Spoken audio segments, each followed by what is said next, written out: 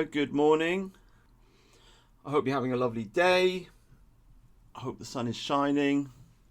I hope you're feeling good. I hope you're feeling happy. Today, I'm going to tell you what is the plan. The title of this video will be, What is the Plan?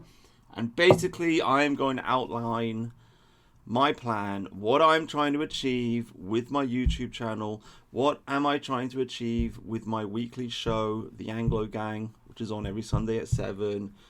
What am I trying to achieve by reading books and doing book reviews? What am I trying to achieve with interviewing people, with networking? What is the plan, guys?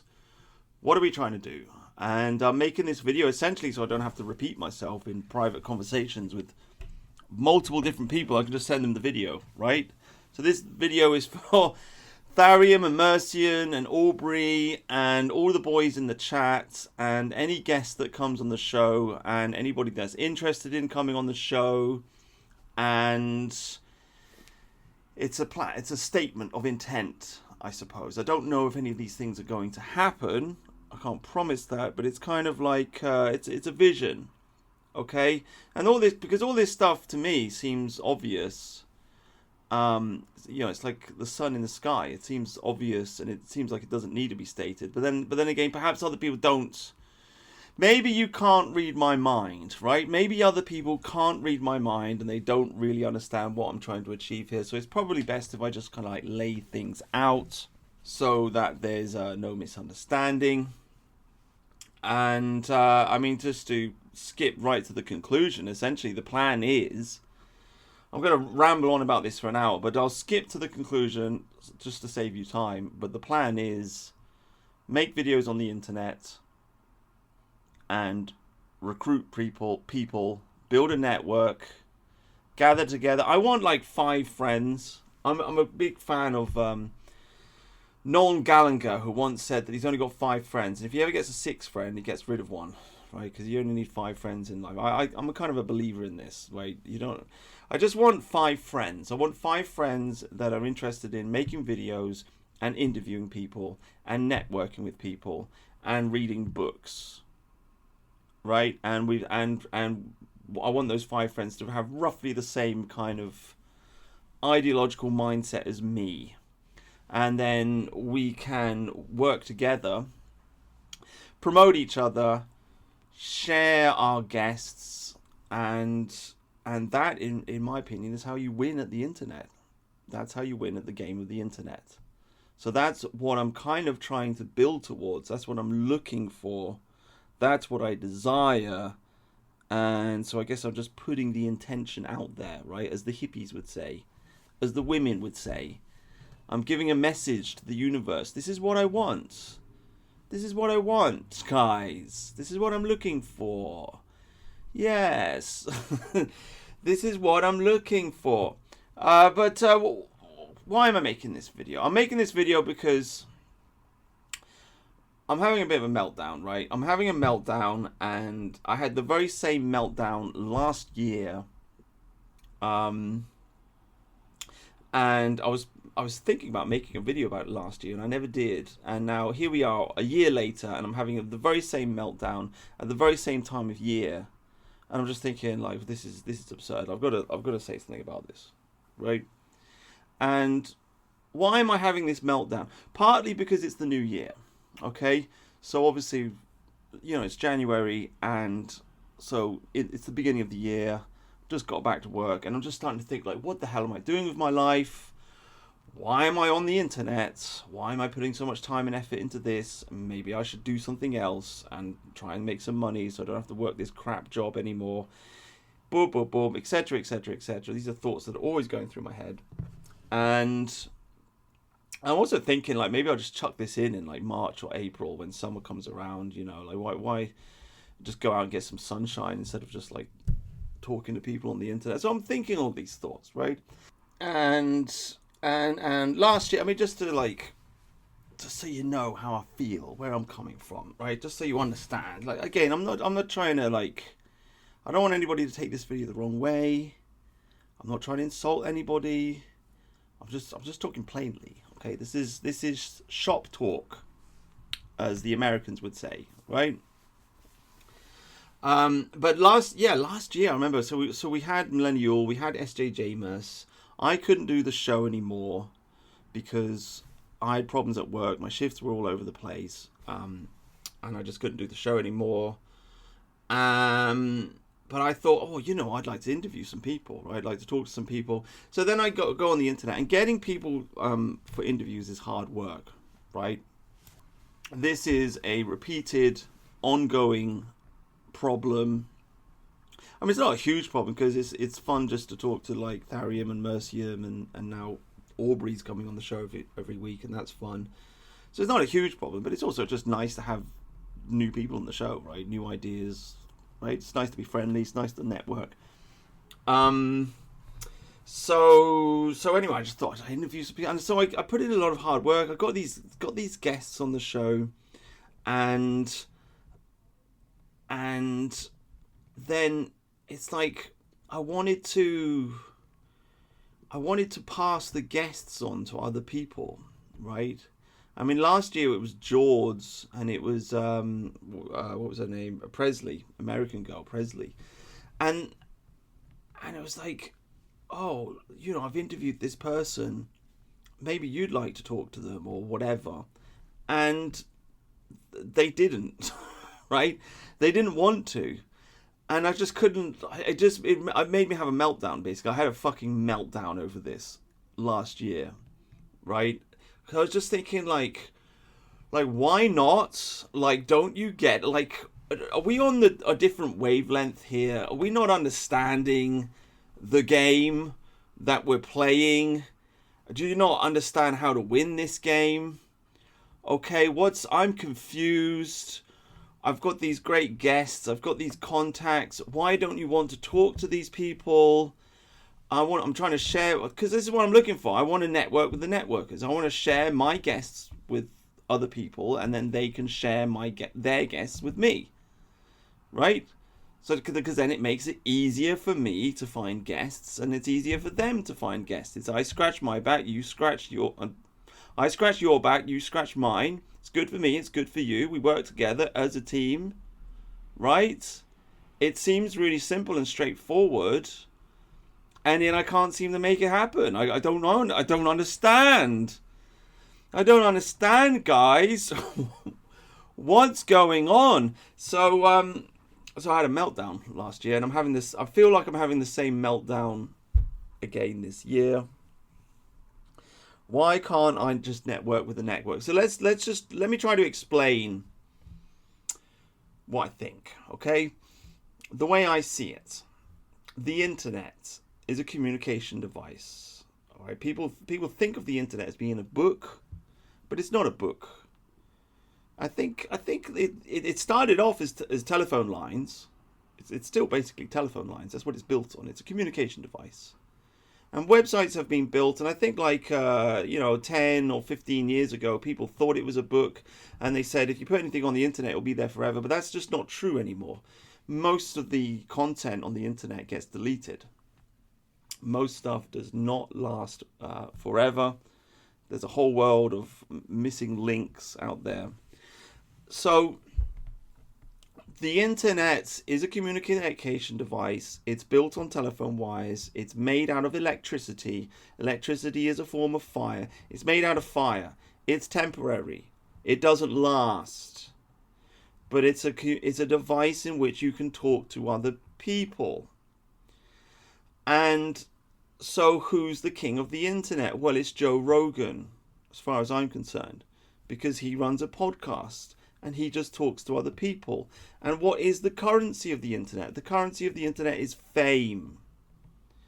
And how do people make money on the internet? The internet is a communication device. It's also just a giant shopping channel.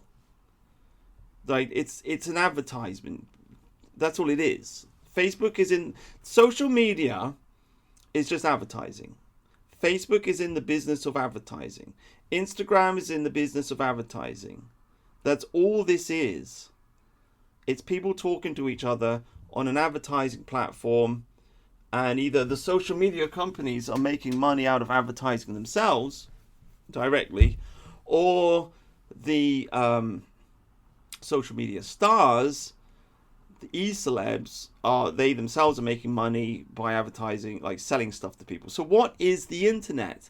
It is a temporary platform in which people talk to each other and then sell stuff to people that watch these conversations. I mean, that's the way it seems to me. That's when I look at the internet, that's what I think it is.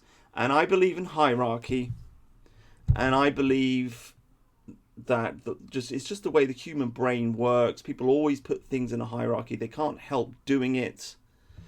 It's like, what was the greatest band ever? Well, it was the Beatles. Sorry. Who was the greatest playwright? It was Shakespeare. Okay. Who's the world's number one sex symbol? It's James Bond. Who's the number one podcaster? It's Joe Rogan. Right? Love him or hate him, he's at the top of the hierarchy, right? And so when I look at the internet, it's like, well, it's a game, isn't it? You just climb up the hierarchy till you do the Joe Rogan podcast. And then you're on the Joe Rogan podcast, and then you've won the internet. That's the way I see it. Even Trump went on the Joe Rogan podcast, right? So what I'm trying to say here is that the internet is a communication device, it's an advertising platform, and the currency of the internet is fame. The currency of the internet is fame. If you have fame, you've won. If you're not famous, you haven't won.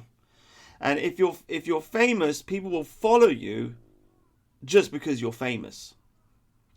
Right? They'll just be like, oh, this person's famous, therefore his opinion matters. If you're not famous, your opinion doesn't matter. No matter how correct you are, no matter how interesting your ideas are, it just people aren't interested. Basically, that's just it. And I know this because I'm obviously the most interesting person on the internet, right? I'm the most interesting person on the internet, and nobody wants to talk to me. Why? Because I'm not famous. Okay, that's just a fact. Okay, obviously I'm joking, but I'm also not joking, because I think I am, like, I do have a different opinion to a lot of people. I think at least I'm interesting, but people don't. People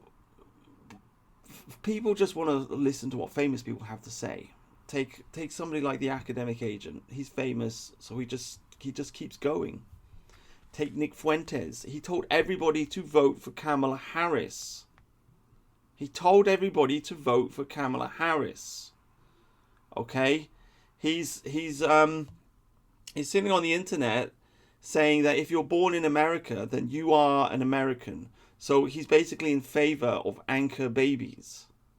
And yet somehow he just keeps going. Why? Because he's famous.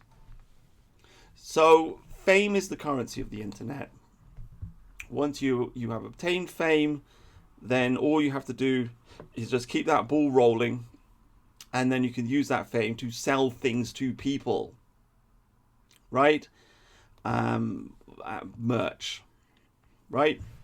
Or to get donations. Basically, people call it grifting. I've never really I've never really criticized people for making money. I think I don't have a problem with it. I've never had a problem with it. So yeah, let me make that very clear. But that's the game of the internet, guys. Like, I feel like I'm just explaining basic stuff, but somehow, I don't know, I seem to be in like some confusion with people, right? So this is why we're going through the basics. So how do you get the fame? Well, you just you talk to other people, and then their fame rubs off on you. Essentially, that's all Joe Rogan's done. He shouldn't. He has no real reason to be the famous person that he is. I mean, I like the guy. Obviously, keeps himself fit, and he reads. But he's not a great comedian. I mean, I've never seen him any of his stand-up routines. So I don't think he's a great comedian. Maybe he is, but I don't think he is. Nobody says he is. I don't think he's a great comedian, and he knows a bit about martial arts. He does the UFC thing. But why is he famous? He's famous because he interviews people. That's all he is. So he's interviewed a whole bunch of people, and their fame has rubbed off on him, and now he's famous. Basically, that's how Joe Rogan won the internet. He won the game. Okay, and it's not the only way to win. There are other examples. There's PewDiePie, right?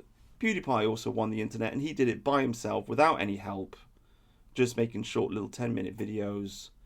So I'm not saying it's the only way to do it.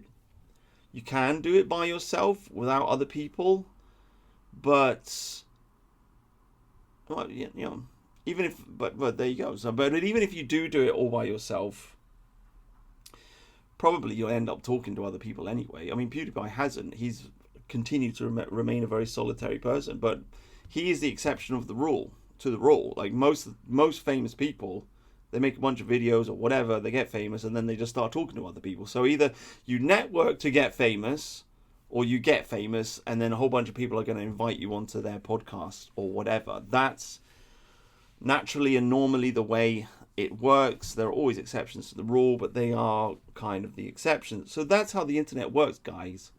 It's a networking game. Okay? This is why I try to get guests on the show. It's a networking game. Again, it's obvious what I'm saying, but I guess, I don't know, maybe some people don't get it. I don't know. But the way I see it is, you network, you talk to people, and then their fame rubs off on you, and then so your channel gets bigger and bigger and bigger and bigger, and then the bigger your channel gets, the more people are likely to come on the show, because they'll be like, oh, he's got 20,000 subscribers or whatever. Well, yeah, I'll go on his show. I'll get some views, right? And then, so then you're like Pac-Man. You just keep marching forward and interviewing people, and then you get bigger and bigger and bigger and bigger and bigger, and then you win the internet. That's the game, guys. That's it. That is the easy peasy way of winning the game of the internet. I think most people know this. I just thought maybe I'd just lay this out. So again, the frustration.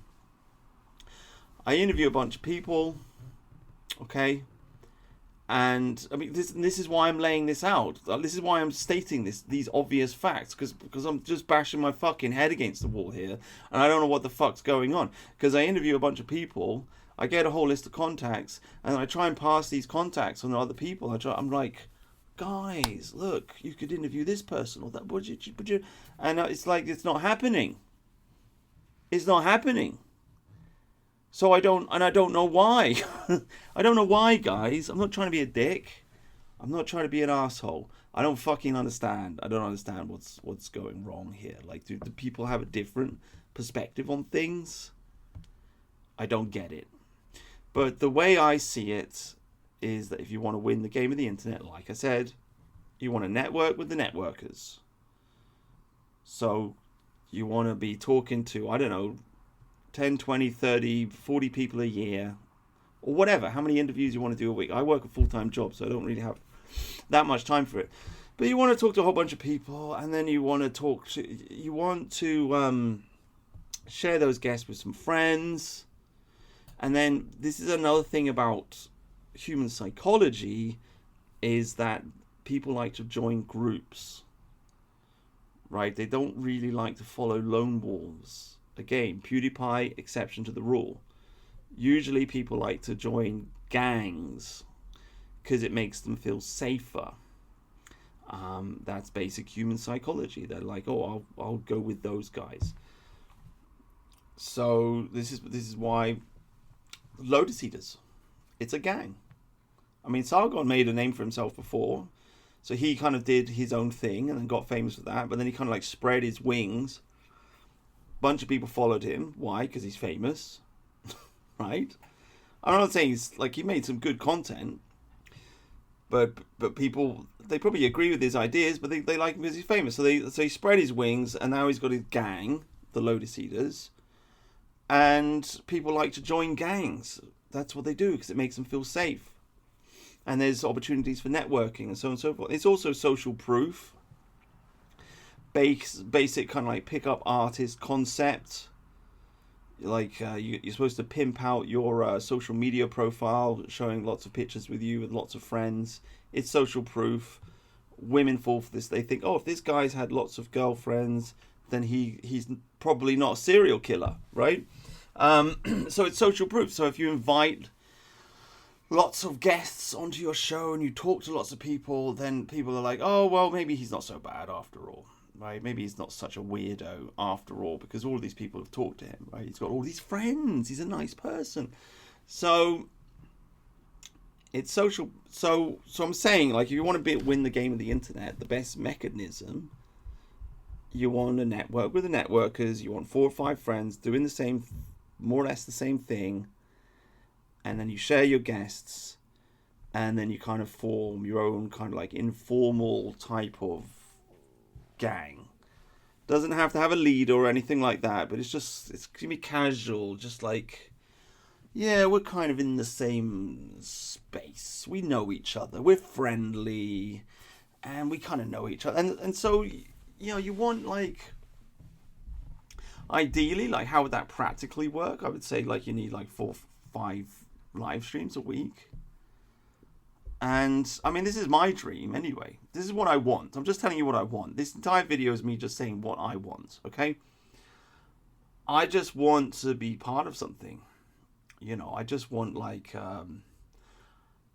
I think we should have a stream every single day of the week, to be honest with you. I think people should be able to get home from work, turn on the computer, and there's a stream running. And it's a bunch of people on there and they're talking to each other, and it's just informal and it's laid back, and you're having a bit of a chit chat about the news, basically, from a right-wing perspective. That's I don't see why we can't do that. And I guess there are lots of live streams out there, so I mean, I guess that kind of is going on, but I just want like 4 or 5 live streams, and like maybe like, because we got me and 3 others on my live stream, so you need 4, so 4, 5, so 5, like 20 people, 25 people, and guests who kind of like come on, and you go on each other's shows, and everybody kind of knows each other, and it's kind of friendly, and it's kind of open, and people can drop in, drop out, and come on and come off, and there's some banter, and everybody's on Twitter, and you kind of all follow each other on Twitter. They might ban Twitter this week, so I don't know if that's going to work out, but whatever. You know what I mean? And then you got this nice little thing going.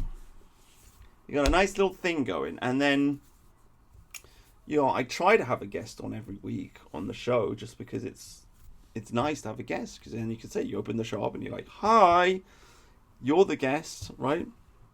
And then it would just make it so much easier for me to find guests, because I could say, I seen you on you've had what's the name on your show. I'd like to talk to them. I'd like to talk to that person. Then you contact, and then you say, oh yeah, do you want to come on my show? Yeah, I'm mates with, yeah, I know. And then they come on, right? And then that's easy, problem solved.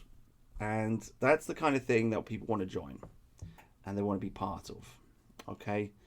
And if you can do that, then you'll get more followers. You share your followers, you get more famous, and then you get more power, you get more influence, and then you can push your message forward.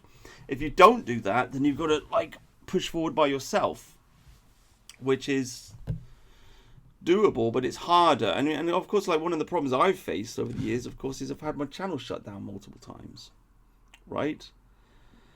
And if you're not part of a network, when your channel gets shut down, and you try to come back, then it's like nobody can find you again. So that's part of the problem.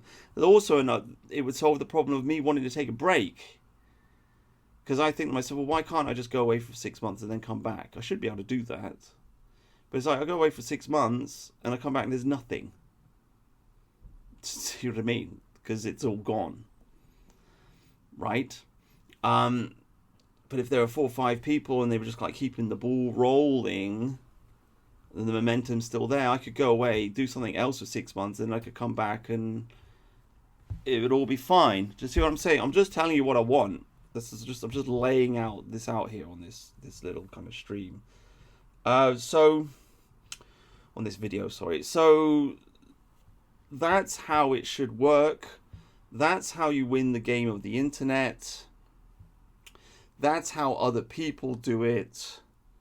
That's what I've been blocked out of, essentially. Probably one of the reasons why I have this meltdown every single year. Well, not every single year, but this year and last year is because of the whole millennial thing. Because I got shut out of it because I took a strong stance against homosexuality, basically. Because I made fun of Greg Johnson. And Millennial Woes is very friendly with Greg Johnson. Millennial Woes is a former homosexual. And he said, well, you're not allowed to make fun of him. So you can't come on Millennial. And I was like 10 years ago, right? And so it's just like every single year I've got to watch. And it's Media Genius, by the way, Millennial. I think it's a good concept because he's taken the Christmas vibe, which is obviously the biggest holiday in England, has a huge psychological impact on the nation every single year. It's this cozy, warm, family-friendly kind of middle of the winter kind of feeling, nostalgic feeling, and he's connected that with his networking. So it's genius. It's really great. Because he's managed to capture the Christmas vibe, you see.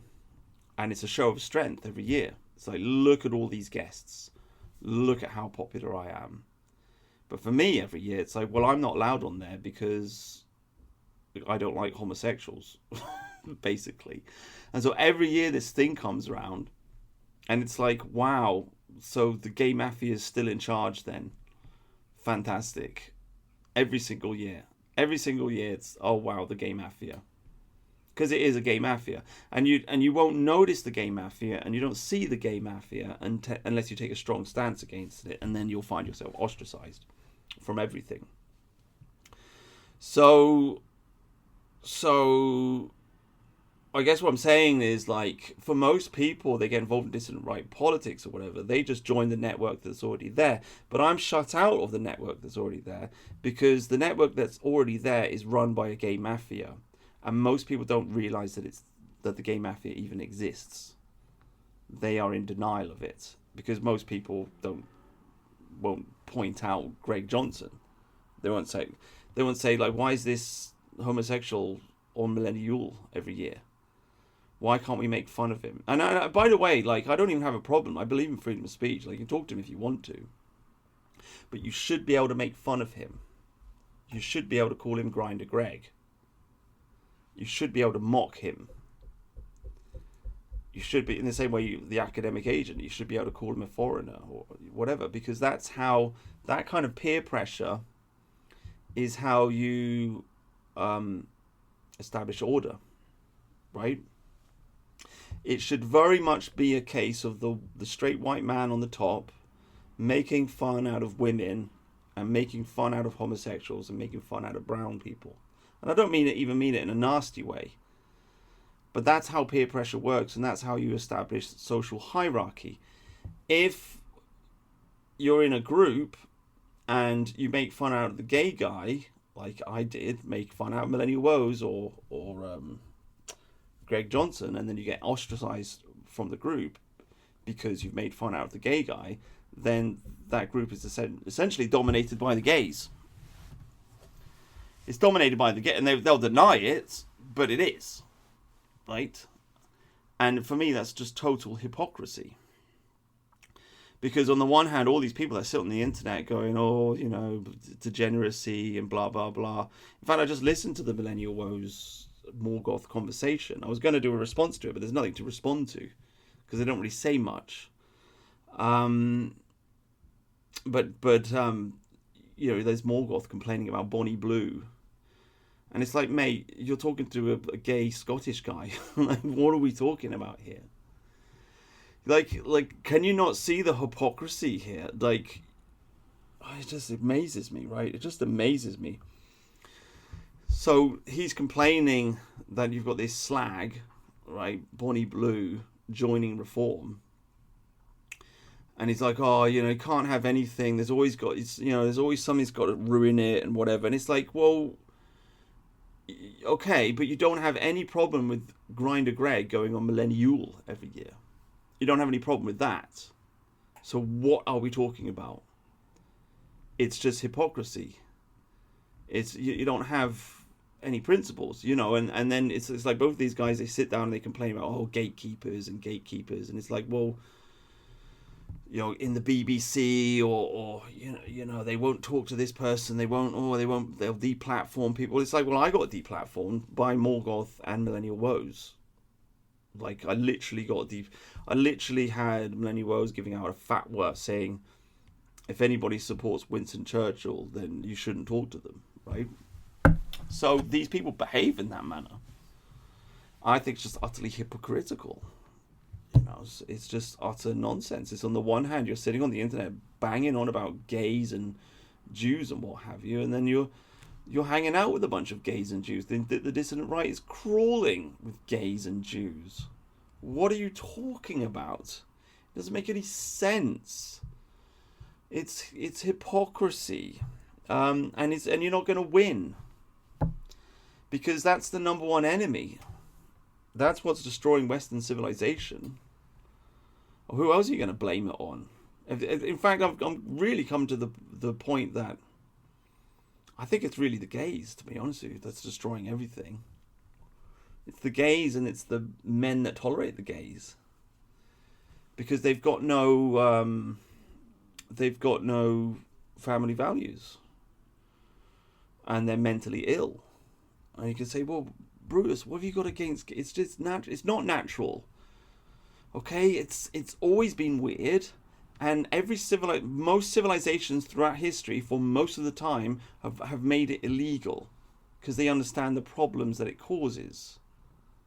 And these people reproduce by molesting young boys, by pederastry. They go after young, and you can ask the average homosexual, when did you lose your virginity? And they'll say, 12 or 13 or 14 with an older man. So it's older men preying on young boys. It's not nice, it's not pretty. And these people, they run Washington DC. I mean, it's full of gays. They don't care about the destruction of Western civilization. They're mentally ill.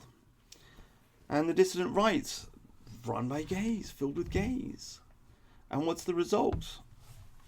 Well, the result is, Morgoth and Millennial Woes, they sit down and they have their 3-hour conversation, right? This is the peak. Again, it's hierarchy, guys. It's all about hierarchy. That is the top of the year. I mean, things are changing a little bit now. There's a new crowd and a younger generation. I don't know if they're into Millennial Woes and Morgoth as much as the older generation are. But nonetheless, it's one of the big highlights of the year. The two leaders, they sit down, they have their conversation. And what's the result of this conversation? Well, nothing.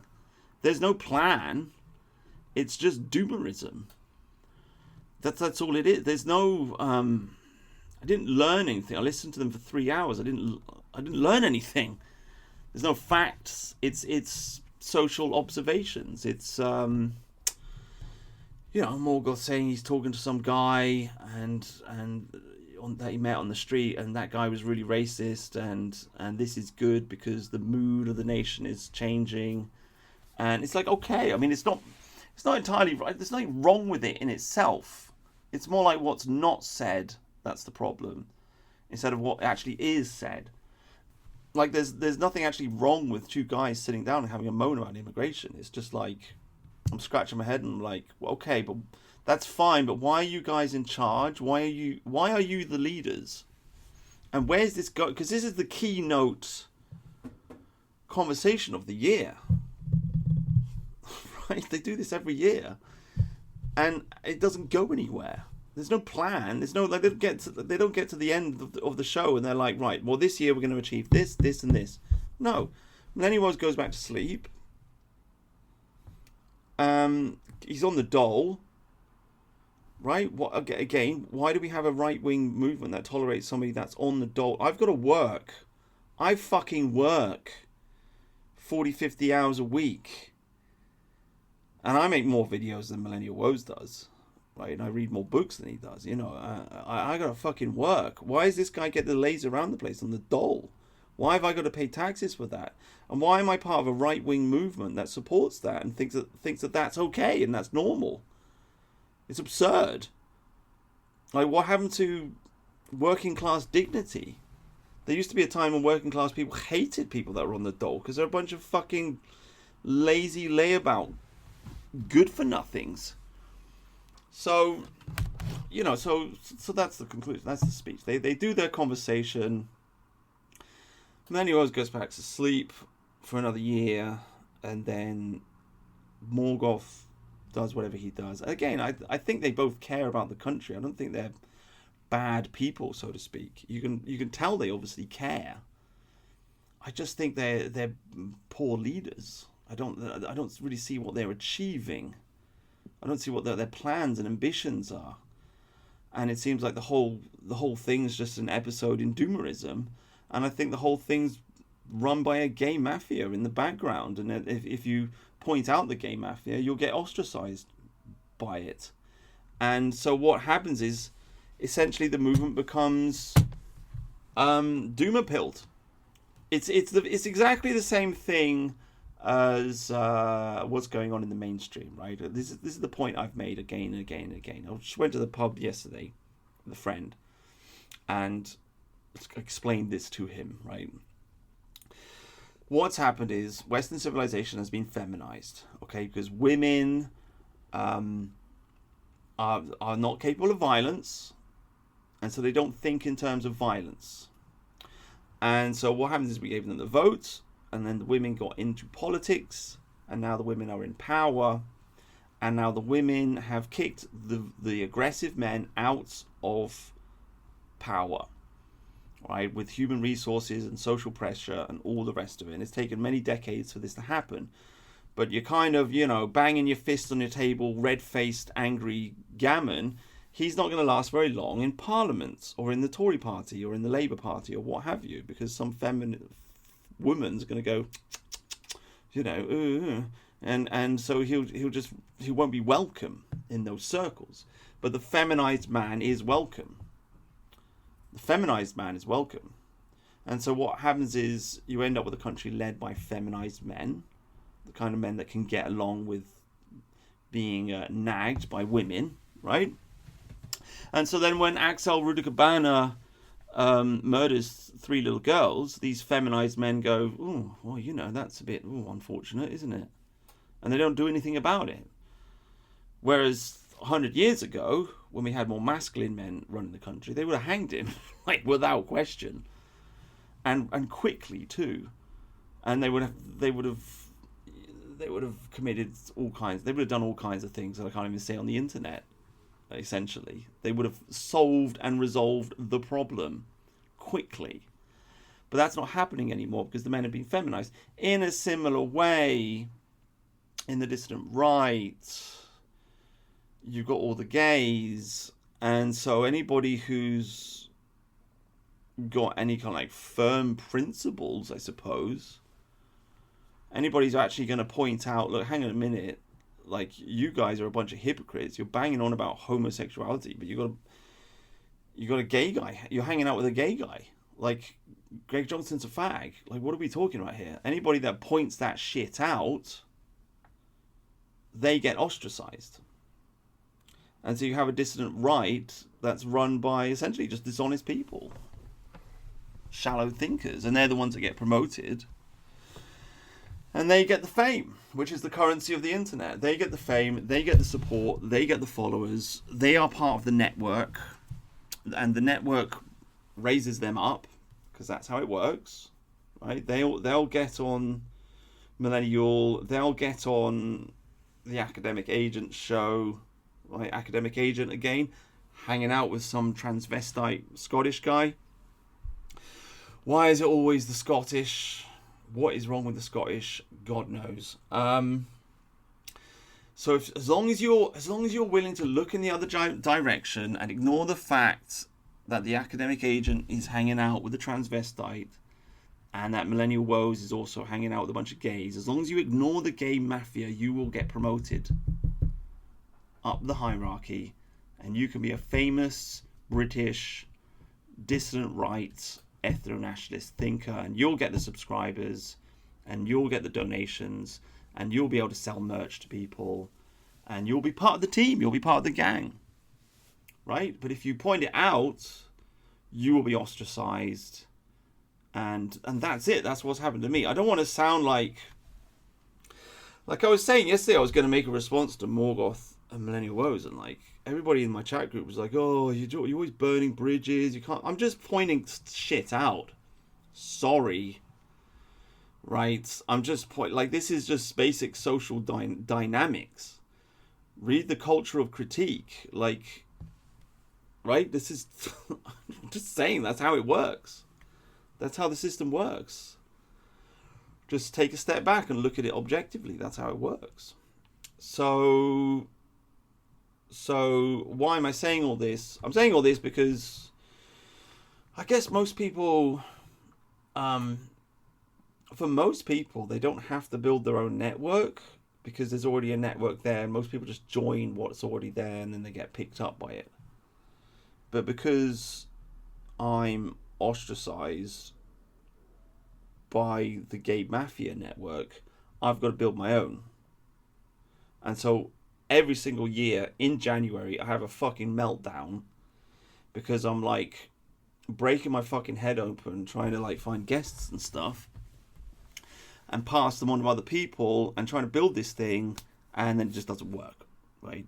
It doesn't work. And it's like, oh, it's like, why isn't don't people understand what's going on? Don't you guys get it? Right? Do you see what I'm saying? So that's why I'm making this video. I hope that's kind of clarified that for you. Right, so moving on, let's talk about books. Let me explain my position on books. I probably should have said this right at the beginning, but, like a lot of my videos, I didn't really know what I was going to say until I sat down and started saying it, right? So anyway, let's talk about books. Tharium likes to make fun of me for making videos on old books. I know he's only joking. But there's a reason why I'm doing it. And the reason is I'm trying to... Well, there's multiplicity of reasons. Like, the noble reason is that I do believe that Western civilization is collapsing because people don't read anymore. In the old days, when we ruled the world, people would read the classics. People would read the Iliad. People would read Plutarch's Lives. People would read the great books, and because they read the great books and because they understood history, they knew what was going on, and they were able to rule the world, you see. Now that has stopped, and we live in a very contemporary world. We have intellectual leaders like Joe Rogan. He actually likes to read, and he does read. He'll read the books of his guests, but I don't think he reads the classics. If he does, I've never seen it come across, and I've never seen him. He doesn't seem to invite historians on to talk about, the Roman Empire or whatever. He doesn't seem to be interested in that at all. He seems to be interested in post-war American culture, essentially, and nothing before that. So it's a very contemporary culture. It's very late 20th century, 21st century type of culture, which is focused in on itself, and so it's shallow and it's rubbish, basically. How do you fix that? You read the old books. You read the old books, and then you understand how people used to live in the past, and then you can fix your civilization. So when it comes to me doing hour-long videos on books, that's the idea. I believe that people should read the classics. I also believe in the idea of the oration, the 1 hour oration, the speech, the sermon. This is also how we fixed Western civilization in the first place with the Reformation, the vicars. They started preaching, right? Before that, the church was much more ritualistic. But the vicars started preaching, doing long speeches, and obviously we had, there was a revolution in the printing press at the same time. So people started reading, people started doing long speeches, and it led to the development of the modern world. Somewhere along the line, people have stopped listening to these kind of long monologues. But I think they are important. I think Jonathan Bowden was a great orator. People are always complaining, oh, we got to get together, have a meeting. Again, I've said this many times before. Let me say it again. I think I would like to go and hear Jonathan Bowden speak, and obviously he's dead, so we can't do that. But I wish that somebody would go on a speaking tour. Why is that not a thing? Why don't e-celebs do that? Okay, if Sargon went on a speaking tour across the country, and I could pay £20 or whatever to go to some town hall somewhere and listen to Sargon speak for an hour, do a speech, I would go. And then I'd meet other people there, and that would be brilliant, and that would be fun. For some reason, this doesn't happen anymore. This aspect of our culture has been destroyed, and I think this is terrible. So you want people to meet in real life? Go on a speaking tour. Why aren't the famous e-celebs doing this? I don't know, right? But I think the 1 hour oration is important. So essentially what I'm trying to just combine the two. Read a book, talk about it for an hour. Simple. And I also think that essentially you want to save Western civilization, you have to just replace the old decadent intellectual class with a new intellectual class. Okay, I myself am very much a pseudo-intellectual, not very well read, but I'm doing my bit, guys. I'm trying. You see? So that is the plan. Read the books, talk about the books.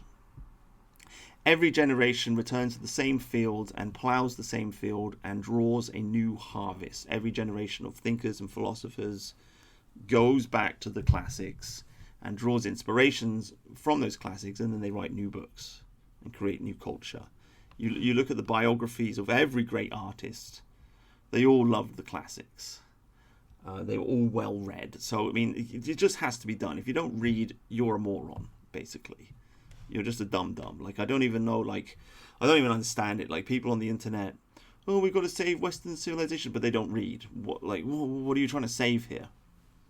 The buildings, the architecture, I mean, all that stuff's good. Everything is secondary to the books, though. The knowledge is preserved in the books. The buildings will be destroyed, the art will be destroyed, the music will be forgotten, but the books will live on. That's the core, that's the heart, that's where the knowledge is, and the history and all of it. That's what you have to preserve. Obviously, you have to preserve the blood as well, you know. Blood and books, I suppose, that's my philosophy. It's not blood and soil, blood and books. So that's the noble reason. The less noble reason, or the more capitalist reason, is because I want to sell books to people, right? The goal of the stream, like I said, what is the internet? It's a communication device, it's a networking device, and it's also an advertising platform, and celebs talk to each other, get famous, and then they sell stuff to people. That is how you win at the internet. So here in the dissident right and right-wing politics, how do you win at the internet? Well, you get famous, you make videos, you talk to people, you get famous, and then you write a book and you sell your book to your followers. And then they buy your book, and then you don't have to work anymore. That's the plan, guys. As I said, probably should have said it right at the beginning of the video, but whatever. Like I said, I'm just kind of clearing my head as we go along. Because I don't want to work in a factory anymore. It sucks. I'd be much happier making, like, I don't know, like 25, 30 grand a year selling books. Of course, there's the donation thing. I've never asked for donations, but like maybe a combination of the two. I don't know. Whatever the case, it feels less dirty, doesn't it, to sell a book than to ask for donations. That just feels a bit grimy. So, I don't know, 30 grand a year. If you make £5 a book, you'd have to sell 6,000 books a year. So it's quite a lot. Or maybe you make £10 a book, or maybe you've got many books, or maybe it's that in combination with a part-time job, or maybe you sell less and you live in a third world country. Whatever, I don't know. This is probably another reason why I'm having a bit of a meltdown, because we had Dangerfield on, and he lives in Cambodia, and he's just written a book, and he's sold his book and made a bunch of money, and I'm just thinking, well, why? What the fuck am I doing in my life? Why don't I do that? Right? So that's the plan, guys. That's the plan. So why do I do the book reviews? Because I'm trying to cultivate an audience that likes to read. Unfortunately, it seems like a lot of people in my audience don't read, but whatever. I'm I'm trying to cultivate an audience of people that like to read books so that I can sell them my book. Do you see what I'm saying here? So, I mean, that's why I like to hang out with... That's why I wanted Aureus Press to come on the show. That's why I wanted Dangerfield to come on the show. This, again, another reason I'm having a little bit of a meltdown. Got these two guys. They're making money, selling their books. What am I doing with my life? What's going on, guys? And also, like, I tried to set up... Again, I don't want this... I love everyone. I don't know what happened here. But it's like I tried to set up an interview, a conversation. I said to the Aureus Press, oh, you should interview Dangerfield. Dangerfield will come on your show, you have a chit chat. Some reason it didn't happen. Why didn't it happen? I don't know. What are these people thinking? I'm not trying to have a go. I just don't understand it. It's like you're both in the business of selling books. So you talk to each other and you promote each other's books and then you sell more books. Okay, that should be an easy thing to do, an easy thing to set up. But for some reason it hasn't worked. I don't understand it. I don't understand it, guys. There's something gone wrong here. So network with the networkers, right? And then write books and then sell those books to your audience. And also there's a beauty to capitalism in that if you have a shared interest, which is making money, then you can get along with people quite easily, right? For example, Dangerfield, I tried to invite him on the show many, many times. He never wanted to come on. Now he's selling a book, he comes on the show. I'm not saying that. I'm not trying to be a dick. I like the guy, and it was fun having him on the show. I'm just saying that's just human nature. That just is what it is, right? You know, maybe we can get Edward Dutton on the show if we promote his books. I don't know. He's kind of famous, so maybe, I don't know. I'd like to get... What's his name? Raw Egg Nationalist. He's got a book, right? That came out at Christmas. Will he come on the show? I don't know. But do you see what I'm saying, guys? I want to interview people that write books and sell books with the hope that in return, when I write my book, they'll interview me and review my book and help me promote my book. Now, to my eternal shame, I've not actually read Dangerfield's books or the Aureus Press's, any of his books. I'm very sorry. I'm just overwhelmed, guys. Sorry, I work 40, 50 hours a week. I've got books. I'm sitting in a room surrounded by books. I'm really behind on my reading. Hopefully I'm going to catch up this year. So I'm not saying I'm perfect or anything. That's not what I'm trying to say. I'm just trying to say, guys, this is the plan. This is what we have to do. We have to network, and then you sell books to the audience. And then you don't have to work in a factory anymore. Okay? And you could say, oh, that's grifting. Or you could get all cynical about, oh, you're a grifter. No, this is just practical, basically. Because if you can make money selling books, then you've got more time to dedicate to reading, more time to dedicate to putting energy into fighting the good fight. It's difficult to fight the good fight when you're working 40 hours a week in a factory. You see what I mean? That's another reason why I despise certain people that just sit on the dole, because it's just like you've got all this spare time and what do you do with it? Nothing. You're just lazy, you know. But anyway, won't talk about that. But that's the plan, guys. Read the books, talk about the books, develop an audience that likes reading, and then talk to authors who are also selling their books. Then you promote each other's books, basically. And as I was saying, the beauty of it is that you can get along with people. Like Aureus Press, little bit, I don't know, different political opinions, but get on with him because we have a shared interest. Want to sell books, right? Do you see what I mean? There are all kinds of characters out there may have different political opinions to them, but we have a shared common interest in that we want to sell books. Okay, so you can bridge the gap, you can bridge the divide that separates you from people with that shared common interest. That's how capitalism works. You can call it grifting. I don't care. I'm a capitalist. I'm an English libertarian capitalist. I'm an ethno-liberalist. I'm an ethno-capitalist. I believe in national capitalism. Okay? That's what I am. So it's no problem for me to promote this stuff. I do remember in the old days of the alt-right, people would just be like, oh, grifters, oh, you just want to make money. And it's like, nah, like, it never bothered me.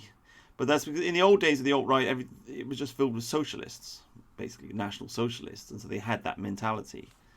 And I was always quite disturbed by it. I always thought it was a bit silly, to be honest with you, because I believe in self-interest. Self-interest is what pushes everything forwards. Hobbes was right about that. And if you don't... I think one of the problems, actually, with right-wing politics, again, not so much of a problem these days, but back in the day, it was like people were like lecturing, like, sacrifice yourself for your country. You've got to do it for your country. And it's like, okay, what's in it for me, though? Right? I'm not trying to be rude or anything, but you want me to go to jail and put all this time and effort into this political movement, and that's okay. But, like, what do I get out of it?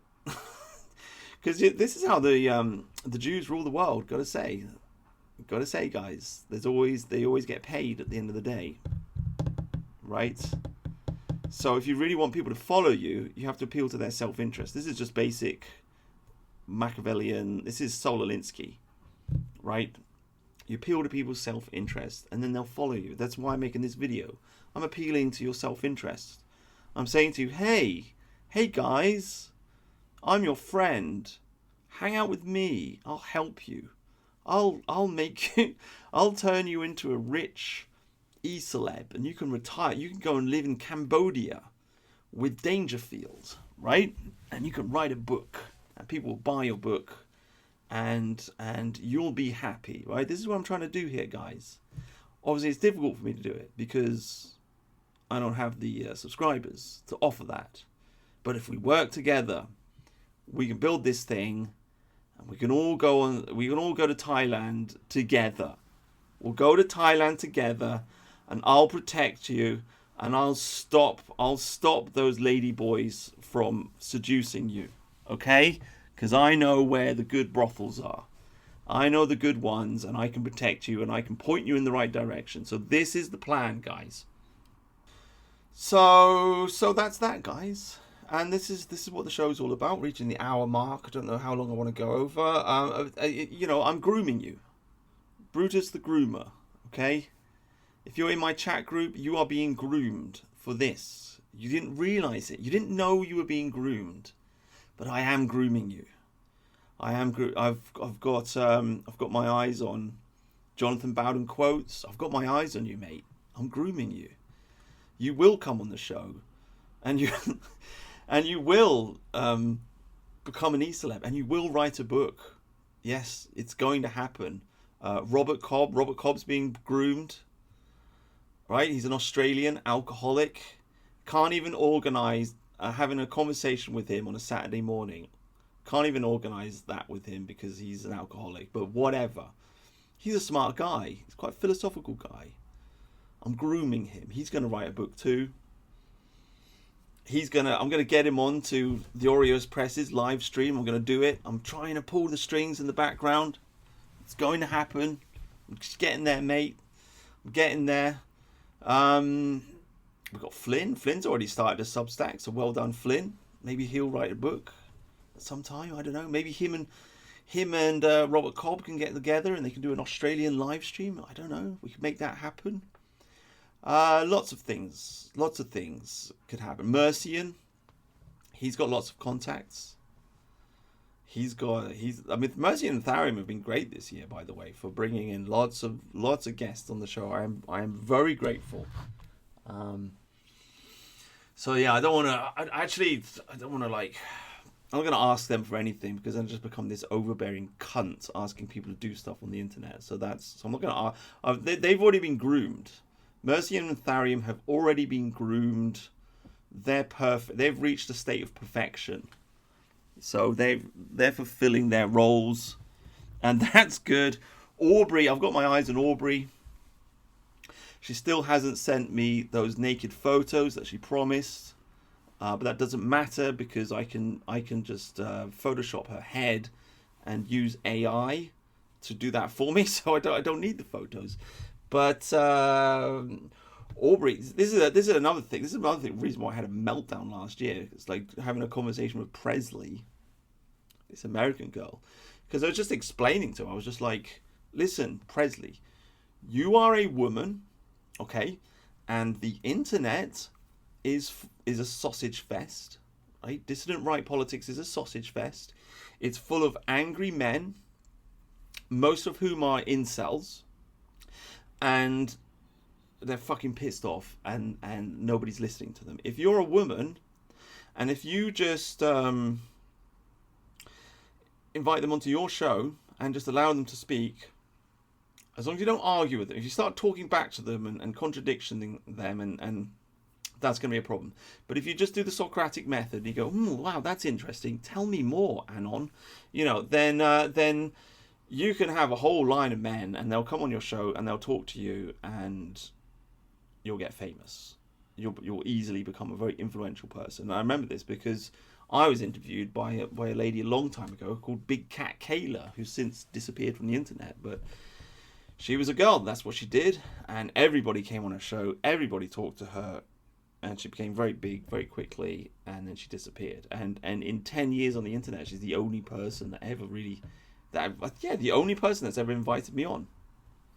Again, not trying to be a dick. I don't want this to sound like I'm complaining. But dissident right politics is so fucking unfriendly. These people are so unfriendly. It's a lot of these people are just very, very unfriendly. You know, if you so I got fed up with Presley. I was like, well, why don't you just do that? And she said, oh yeah, I'll do it. But then she didn't do it. So I had a meltdown last year. Because you can lead a horse to water, you can't make it drink, and that's frustrating, and that's the difficulty in dealing with other people, which is why I don't say a lot of this stuff. I'm not like poking people all the time to make YouTube videos or whatever, because it becomes it fills me with anger if I do it, and then they don't do it. You see what I mean? So I don't want to get like upset with people. I know.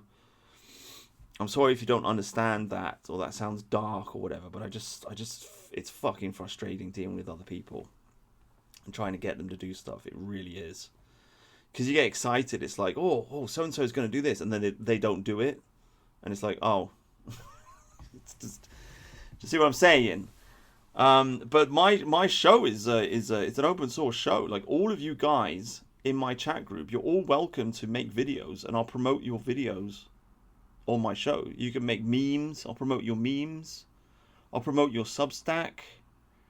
I'll promote anything. You can do research if you want. Like, somebody could sit down and watch all 18 hours of Candice Owens and figure out what the fuck she's talking about with this Charlie Kirk thing, and come on the show and explain it all to us. That would be fantastic. You know, like, you can... There's all kinds of stuff you can do if you want to do. I'm sitting here just waiting, essentially. But you're all being groomed.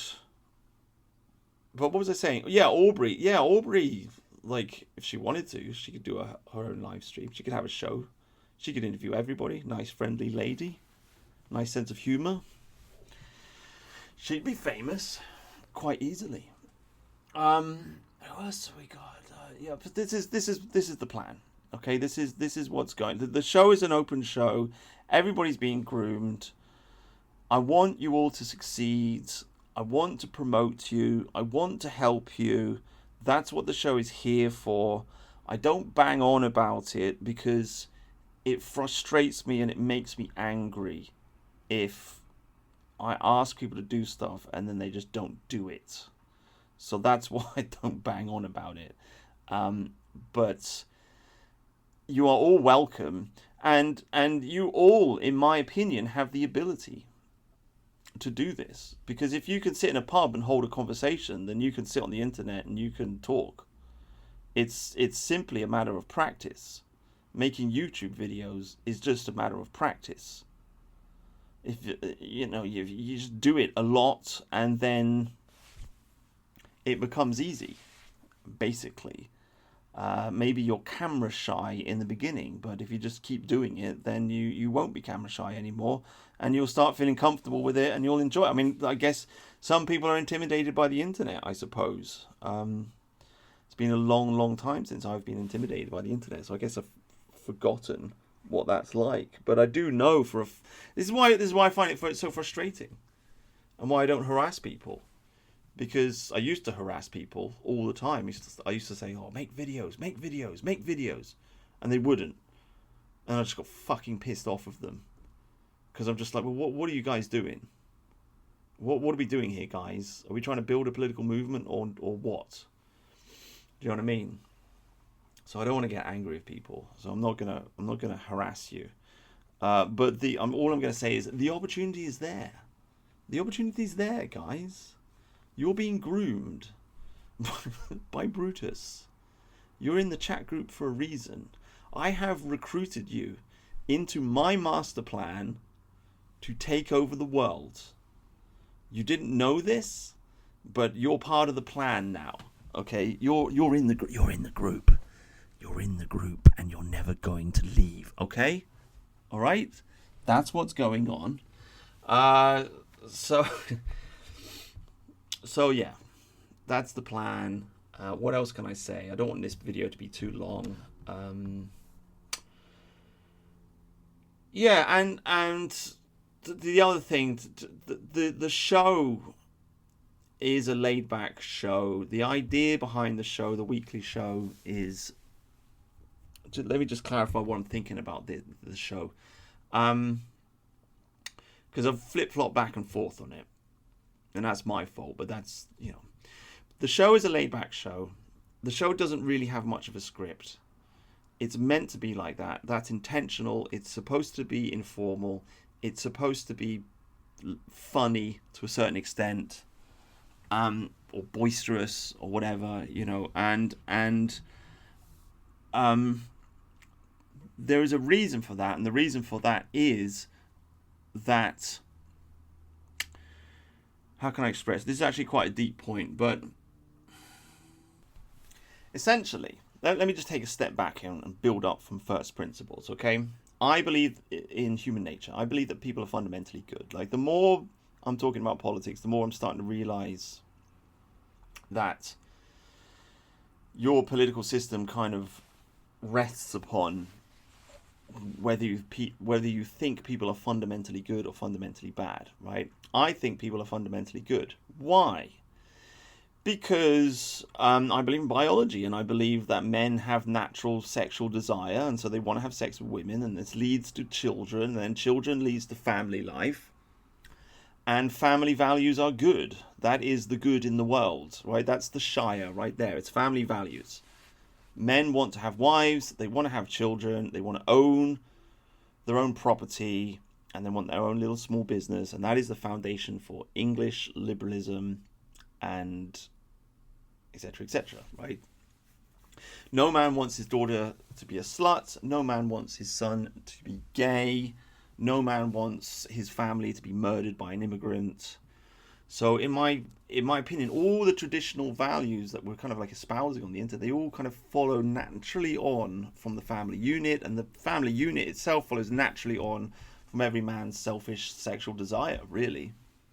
So because all men have this desire, and all men want a family, because of that, people are good. People are good. And this is why, and common sense is good. This is why I believe in direct democracy. I think direct democracy is an expansion of ancient Germanic pagan thought, essentially. It comes from the thing. I think the Germans were free back in the day, and the Romans were living under a tyranny. I think it's very funny that Adolf Hitler would adopt the Roman salute. It's completely hilarious. But anyway, so because I believe in this, I believe in free speech, and I believe in 4chan's gone right down the drain recently, but whatever. I believe in the internet. I believe in free speech. I believe that if you give people freedom of speech, then the truth will emerge. Why? Because it comes from the people. And the people want family values. So they reject wokeism, and they reject immigration, and they reject weird Satanism, and they reject the extremes of the right wing and the extremes of the left wing. they go for normalcy, and they'll say this if you give them freedom of speech, right? They'll be liberal, like sexually liberal to an extent, because every man wants a little bit of vice. Wants to drink at the weekend, maybe a little bit of gambling. So they won't go for hardcore Puritan, psychopathic right wing, and they won't go for the totally degenerate left wing nonsense. They'll just go in the middle, you see. And the centre always wins. So, because the centre's the family, I suppose. So that's what I kind of believe in. And so the reason that the show is kind of laid back and informal is because in such an environment, the truth can manifest. Like, it's pub culture. You go to the pub, you drink a few beers, you talk to people, the truth manifests. It comes out in day-to-day conversation, when you feel like you can say stuff without getting human resources tapping you on the shoulder telling you you're a bad person. See what I'm saying? So that's the dream behind the live stream, and that's the old dream that I had, was to have multiple live streams like this, kind of like pubs. Like, I think of the Anglo Gang as if it's a pub, essentially. And the old dream was to have multiple live streams like this. The old dream was that, like, people should be able to come home and switch on the TV, and there'd be, like, you know, Anglo Gang every night of the week, but with a different name and run by different people, but the similar concept. You know what I mean? And not only one, but two or three. You know, and everybody knows each other, and everybody's going on each other's streams, and everybody's talking to each other like a pub culture. Because that's how our civilization used to work. It was an open civilization. People would join clubs, they would go out, they would socialize, they would mingle, and in that kind of mingling environment, the social norms would be developed. So I guess the point I'm making is, and why I have a meltdown every year, and I think about it, is it's coming off the back of Millennium Yule. The conversation there is obviously very controlled, because there's a gay mafia. And there are subjects that they won't talk about. I mean, again, this is why I made a video recently talking about 9/11. Again, another complaint. People in the right-wing circles, they don't talk about conspiracy theories for some reason. It's like, oh no, that's a taboo. No, we're just going to focus on immigration. That's the only thing that we're going to talk about, and it's boring.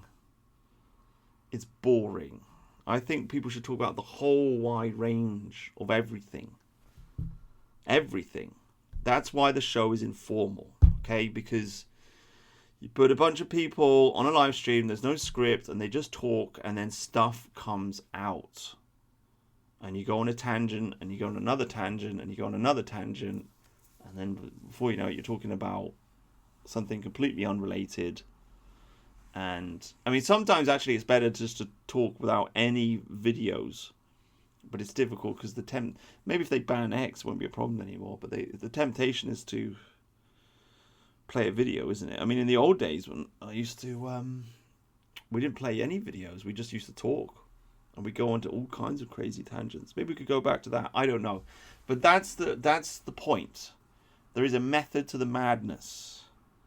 It's not just because I'm lazy. It is partly because I'm lazy, and because I can't be bothered to prep for the show, and I've done prep for the show before, but then it's like, oh god, I don't know, it makes it more like work instead of something that's fun, right? Because I'm not getting paid for this, and if it's work, then I don't want to do it anymore. But if it's just fun, if I know I can just sit down at the computer and we're just going to talk for a couple of hours about some nonsense, then I don't have to do any prep, and it's you don't have to think about it, and it's fun, so you keep doing it, right? So that's part of the reason, but there's also another deeper reason in that it's you end up talking about a whole wide range of different things, right? And so you kind of break the boundaries down between, like, oh, is, you know, just an ethno-nationalist movement, or is this a manosphere movement, or is this a conspiracy theory movement, or what are we talking about here? The truth can come out. The truth comes out in a free speech environment.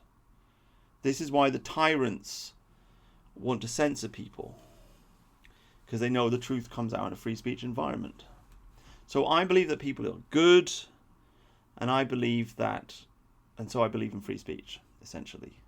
I don't think we have to stop people from thinking and from speaking, because I believe that people are good. People that believe that human nature is innately bad will commit huge amounts of censorship. The old Catholic Church used to do this. Oh, we're sinful. People are sinful. Original sin. They repressed a lot. Obviously, the communists do this. Obviously, the fascists do this. Our current dissident right does this. Okay, because you're not allowed to criticize the gay mafia. You're not allowed to point out Mike Enoch is a Jew. You're not allowed, and you develop. We've got all these internet cults. We've got the Tommy Robinson cult. We've got the Nick Fuentes cult, the Academic Agent. You've got all these big e-celebs with their big egos, and a lot of them have got stupid ideas, and nobody will dare to criticize them because they want to, they want to go on their show or whatever, right? And so they just get away with just idiocy. But the idea of the informal kind of banter, kind of pub live stream, is that if you have that as your foundation, then people can't get away with their bullshit. Okay, that's the point. That's the point I'm kind of getting at here in my own rambling way. It started off as a way for me to wage a war against the gay mafia and the dissident right, but it's also just a way to fix Western civilization in general. The informal live stream, right? I'm not even joking, but the informal live stream is a way to fix Western civilization, because in such an environment, it's all the shit comes out, right? In the pub, all the shit comes out. On the live stream, all the shit comes out. When all the shit comes out, then all these like e-celebs with their cults, it all gets disintegrated. The whole Tommy Tard thing, it gets picked apart, right? People like the Academic Agent cannot survive in that kind of environment. Millennial Woes cannot survive in that kind of environment, because people will just say, mate, didn't you used to suck dick? Right? That's the end of that, right? People just be like, mate, why you got this American gay person coming on your show? And that's the end of that, right? You got the academic. Why are you hanging out, mate? The Academic Agent, mate? Why are you hanging out with some weird Scottish homosexual called Evelyn? What's all that about, mate? What are you doing, mate? What's all that about? And that's it. That's the end of that, isn't it?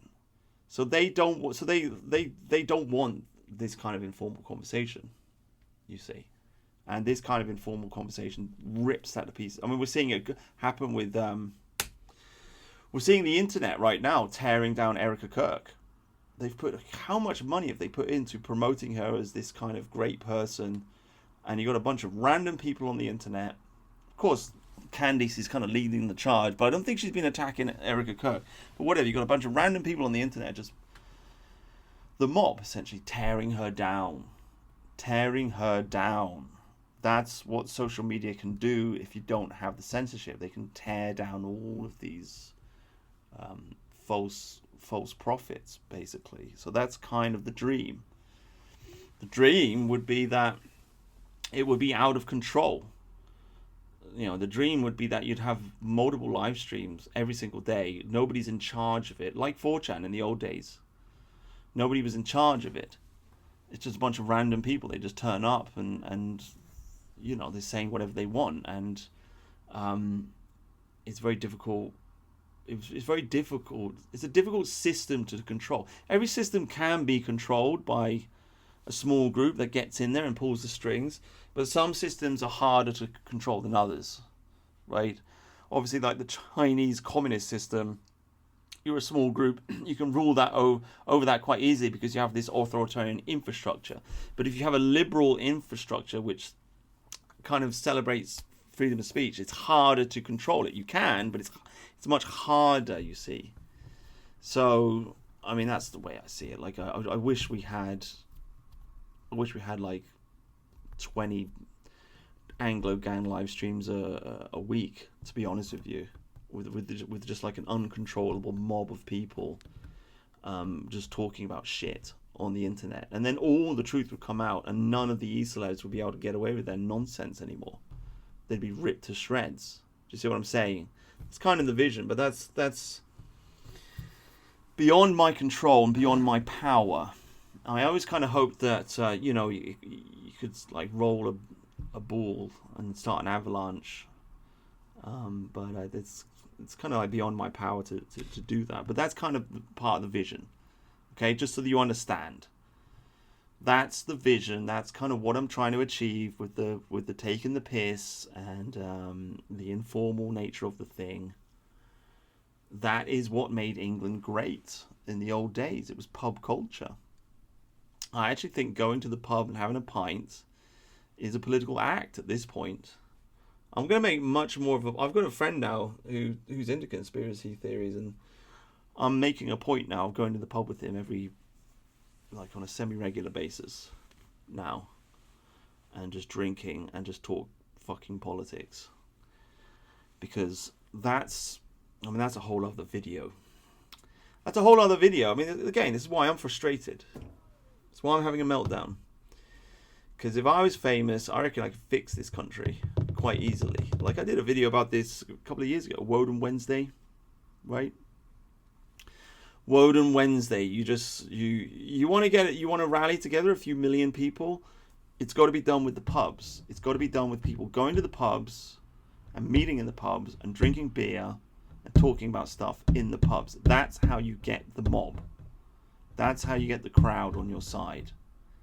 That is the last bastion for the British public, for the English. That's our home. Our home is literally in the pub. The pub is an expansion and a manifestation of Odin's Valhalla.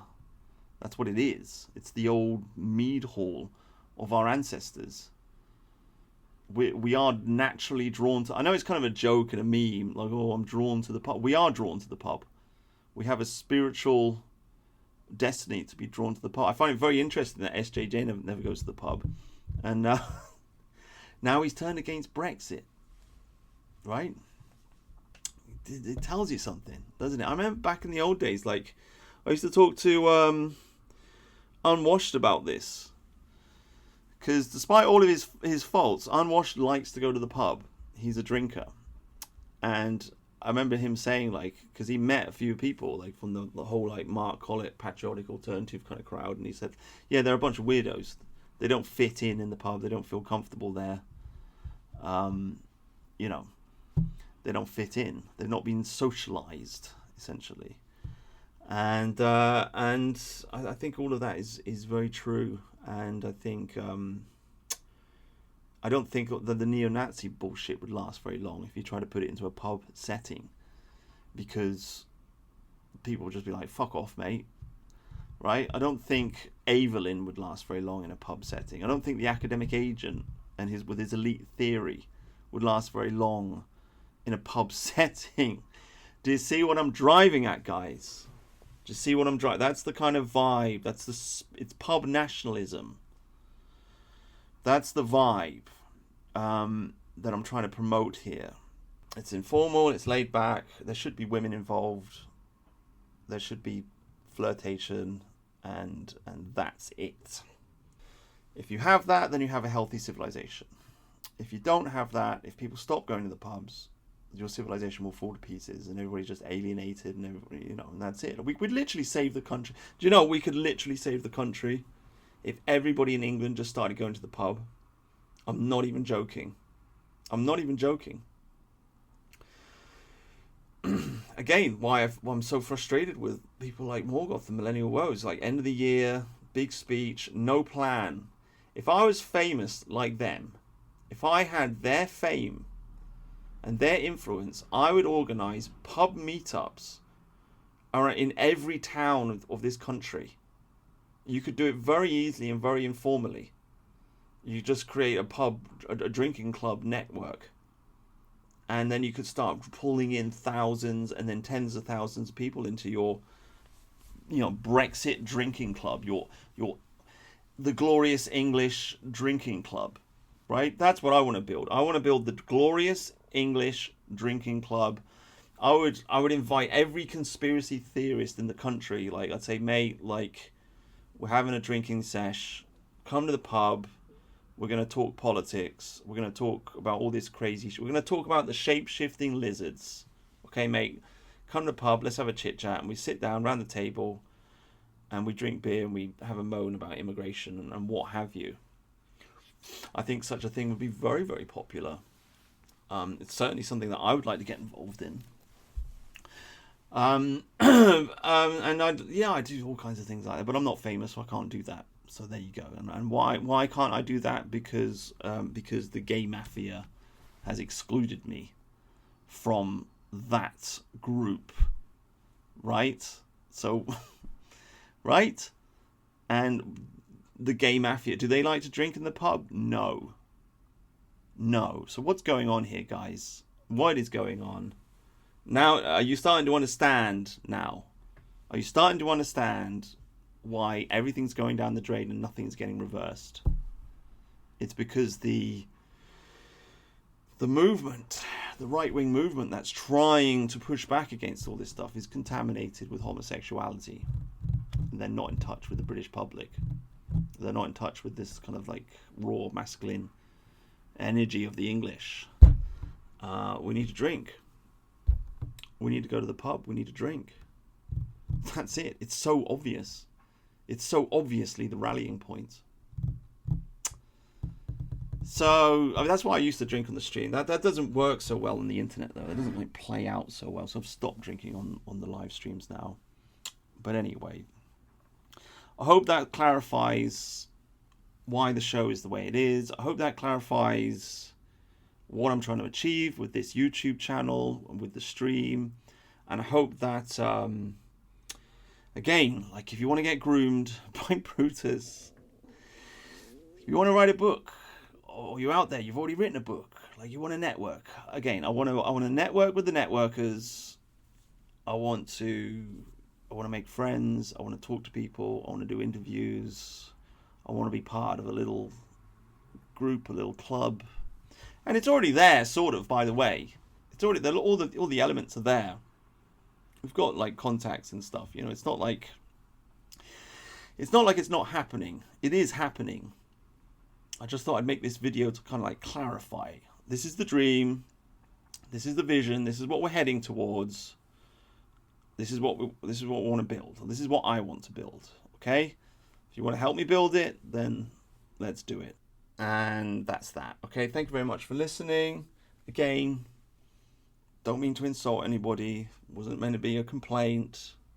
I love everybody. I'm very grateful for all the time and effort people have put in to coming on my show, and taking part in the chat group and etc. etc. I'm very, very deeply grateful to all the guests that have come on my show and to everybody, and